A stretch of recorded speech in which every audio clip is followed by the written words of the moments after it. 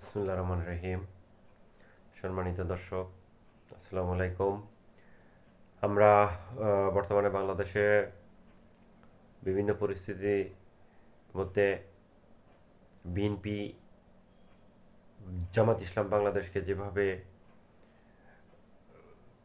আক্রমণ করছে এবং জামাতের জনপ্রিয়তায় ঈর্ষান্বিত হয়ে যেভাবে বিভিন্ন ষড়যন্ত্রমূলক ব্যবস্থা গ্রহণ করতেছে তা আমরা অবশ্যই অবগত হচ্ছি।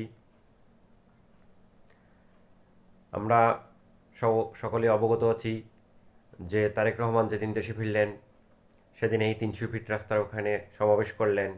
সমাবেশ করে বললেন যে আই হ্যাভ এ প্ল্যান। কিন্তু ওনার কি প্ল্যান জাতি এখন পর্যন্ত স্পষ্ট ধারণা পায়নি। কিন্তু বর্তমানে জামাতের বিরুদ্ধে যেভাবে বিএনপি উঠে পড়ে লেগেছে তাতেই আমাদের সকলেরই বোঝার আর বাকি নেই যে তারেক রহমানের এটাই প্ল্যান ছিল যে জামাতের জনপ্রিয়তা কিভাবে ধ্বংস করা যায়, কিভাবে জামাতের জনপ্রিয়তায় ভাটা ফেলা যায়, কিভাবে জামাতের জনপ্রিয়তা নিচে নেমে নিয়ে এসে আগামী জাতীয় নির্বাচনে জামাতকে পরাজিত করা যায়। এটাই ছিল হচ্ছে তারেক রহমানের প্ল্যান। আমরা তার মুখ থেকে তো ভালো কিছু শুনতে পাইনি। 2024 সালে 5ই আগস্ট প্রায়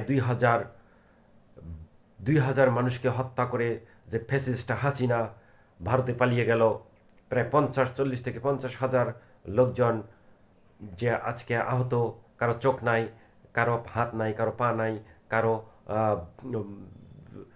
বিভিন্ন কিছু অঙ্গ প্রত্যঙ্গ হানি হয়ে গেছে।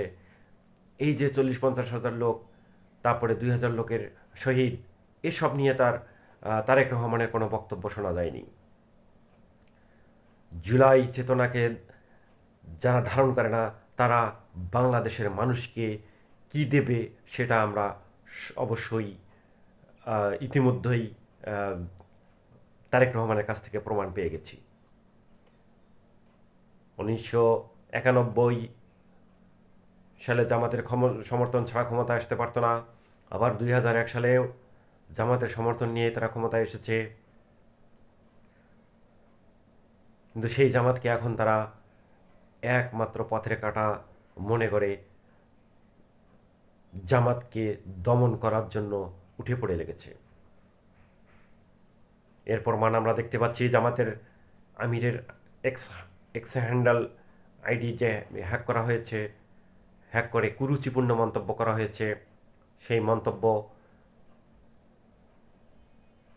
জামাতের কেউই জানতে পারল না, অথচ প্রত্যেক বিশ্ববিদ্যালয়, প্রত্যেক অলিতে গলিতে বিএনপি তারা জামাতের আমিরের বিরুদ্ধে মিছিল বের করলো। অর্থাৎ আমার বাড়িতে চুরি হলো, আমি কিছুই জানতে পারলাম না, আমার পাশে বাড়ির লোকজন গিয়ে মামলা করলো।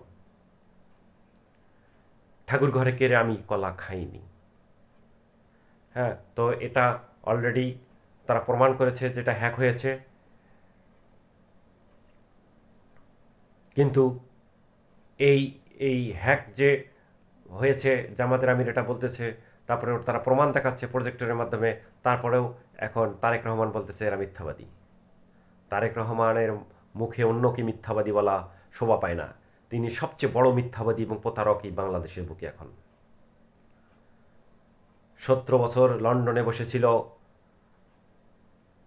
শেখ হাসিনা, তাকে কটাক্ষ করে কত না কথা বলেছে যে বুকে সাহস থাকলে দেশে আয়। তখন তারেক রহমানের মুখ দিয়ে কোনো কথা বের হয়নি। আজ 2,000 লোক জীবন দিল, 40-50 হাজার লোক আহত হলো।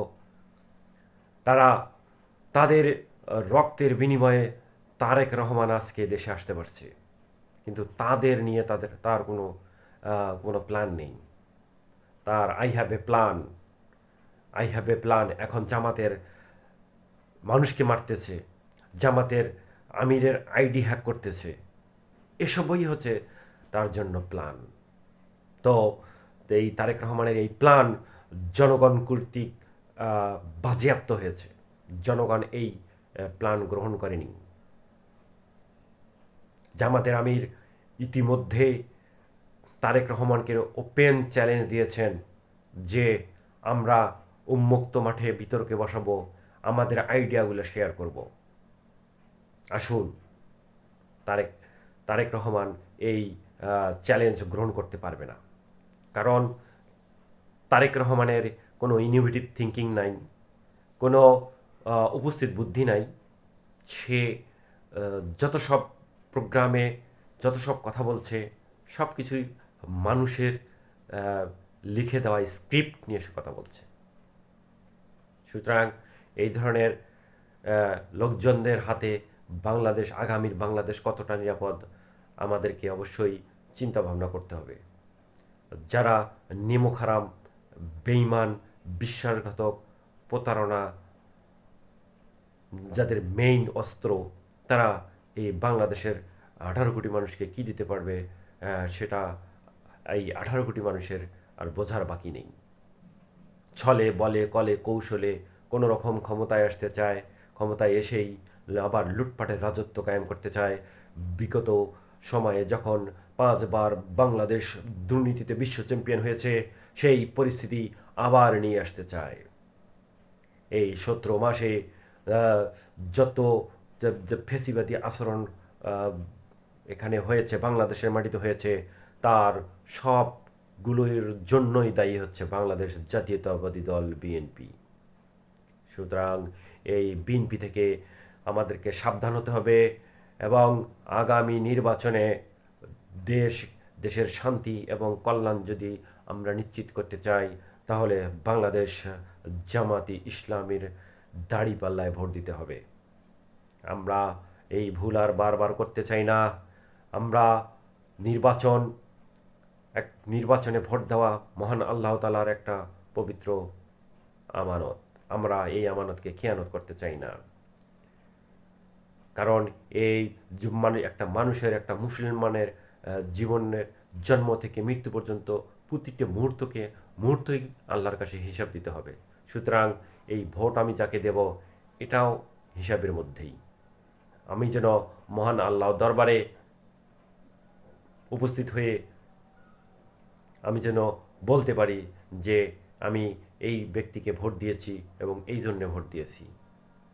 আমরা যদি বিএনপির কাউকে ভোট দেই, তাহলে মহান আল্লাহর দরবারে আমাদের এই প্রশ্নের কোনো উত্তর থাকবে না, তুমি ওই ব্যক্তিকে কেন ভোট দিয়েছ, কী জন্যে দিয়েছ। ওই ব্যক্তির মধ্যে কোনো ইসলামিক লেবাস নেই, কোনো কোরআনের অনুসরণ নয়, হাদিসের অনুসরণ নেই, তাহলে তুমি ওই ব্যক্তিকে কেন ভোট দিলা। তখন আমরা সেই প্রশ্নের উত্তর দিতে পারবো না। সুতরাং আমাদেরকে এখনই সিদ্ধান্ত নিতে হবে যে আমরা এমন এক ব্যক্তিকে ভোট দেব, এই ভোটের মাধ্যমে বাংলাদেশে ইসলামের শাসন কায়েম হবে, শান্তি এবং কল্যাণ প্রতিষ্ঠিত হবে। শুধু এটাই নয়, এর চেয়ে বড় বিষয়টা হচ্ছে মহান আল্লাহর কাছে আমরা জবাব দিতে পারবো যে হে আল্লাহ, আমি ওই ব্যক্তিকে এই জন্যেই ভোট দিয়েছি, তার মধ্যে কোরআন এবং হাদিসের যে অনুসরণের লক্ষ্য আমি করেছি, প্রচেষ্টা লক্ষণীয় আছে, সেই সে তারই আলোকে আমি এই ব্যক্তিকে আমি ভোটটা দিয়েছি। সুতরাং আসুন আমরা প্রতিজ্ঞাবদ্ধ হই, কোনো প্রতারকের হাতে আমরা বাংলাদেশকে দেব না এবং কোনো ঠকবাজের হাতে দেব না, কোনো দুর্নীতিবাজের হাতে আমরা আগামী বাংলাদেশের ভবিষ্যৎ ছেড়ে দিতে পারি না। মহান আল্লাহ তাআলা বলেছেন, যদি যতক্ষণ না কোনো জাতি নিজের ভাগ্য পরিবর্তনের চেষ্টা করে, ততক্ষণ আমি তার কোনো ভাগ্য পরিবর্তন করি না। সুতরাং আমাদের ভাগ্য পরিবর্তনের চেষ্টা আমাদেরকে করতে হবে, আর সৎ এবং ন্যায়ের প্রতিষ্ঠায় দাঁড়িপাল্লাকে ভোট দিতে হবে। সবাইকে অনেক অনেক ধন্যবাদ। আসসালামু আলাইকুম।